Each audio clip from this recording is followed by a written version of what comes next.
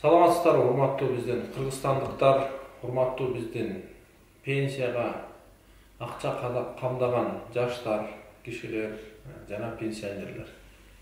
Биз билебиз, албетте бүгүнкү күндө эң чоң көйгөйлөрдүн бири бул пенсиянын аздыгы, ошол эле кезде социалдык фонддун пенсияны төлөй албагандыгы. Бул маселени кантип чечебиз? Биз бюджеттен каржылап отуруп, ансыз деле алсыз бюджетти кыйнап атабыз. Бюджеттен пенсия төлөп. Кыргызстанда жалпысынан 6 миллион адам болсо, ошонун 2,5-3 миллиону жумушка жарактуу адамдар. Миллионго жакыны сыртта миграцияда жүрсө, демек кеминде 1,5 миллиондой Кыргызстанда адам бар жумушка жарактуу. Бирок социалдык фонддун бүгүнкү күндө отчетун карасак, болгону бир 600 миң тегерегиндеги киши пенсия төлөйт. Пенсияга социалдык төлөмдөр төлөйт. Ошол эле кезде бир 600 миңге жакын адам пенсия алат. Демек, ар бир төлөгөнгө бир пенсионер бар. Андан тышкары айыл жергесинде жерине жылына бир болбогон бир азыраак эле акча төлөгөн дыйкандарыбыз бар. Алардын саны да бир 500-600 миң дегенде. Жалпысынан санаганда бир 500 миңден миллион адамга чейин негедир пенсияга төлөгөсү келбейт. Социалдык төлөмдөрдү төлөгөсү келбейт. Алар көмүскөдө жатат. Эмне себептен? Өтө жөнөкөй. Бизде пенсиянын төлөгөнү менен канча акча салганыңдын байланышы жок. Эгер мен 10 миң сом айлык алсам, мен 1,5 миң сом ошо пенсияга деп келечекке акча төлөйм. 2 миң сом медициналык камсыздандырууга төлөйм. 0,25 профсоюзга төлөйм. Ал төлөмдүн да мен маанисин түшүнбөйм, чынын айтсам.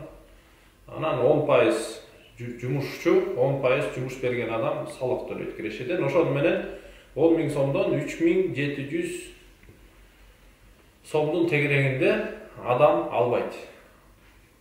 Ошону 20% салык, 17% социалдык төлөмдөрдө алып калат. Бирок алган пенсиясы ага байланышы жок. Бул туура эмес. Башка өлкөлөрдө кандай эмес. Башка өлкөлөрдө сен пенсияга канча акча чогултсаң, ошончо акчаны алганга мүмкүнчүлүк бар. Ошондо бизде ар бир жаран, ар бир жумуш иштеген адам өзүнө көбүрөөк пенсия алыш үчүн көбүрөөк акча чогултканга аракет кылат.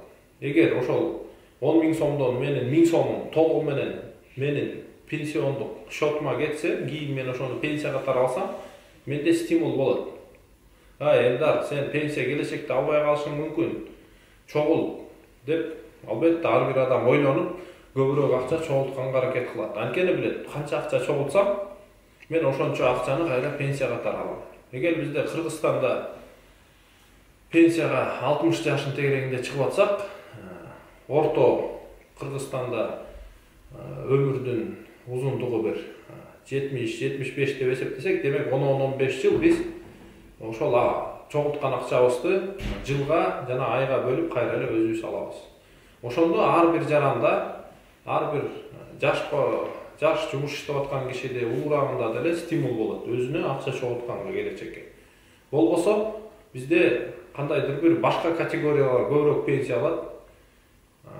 Кээ бир кишилер 100 миң сомго чейин алган пенсионерлер бар, ошол эле кезде 4-5 миң сом алган пенсионерлер бар. Бул албетте адилетсиздик. Биз туура пенсиондук реформа кылабыз. Ар бир жаран өзүнүн чогулткан акчасын пенсияны ала алгандай кылган система түзөбүз. Биз адилеттүү Кыргызстан түзөбүз.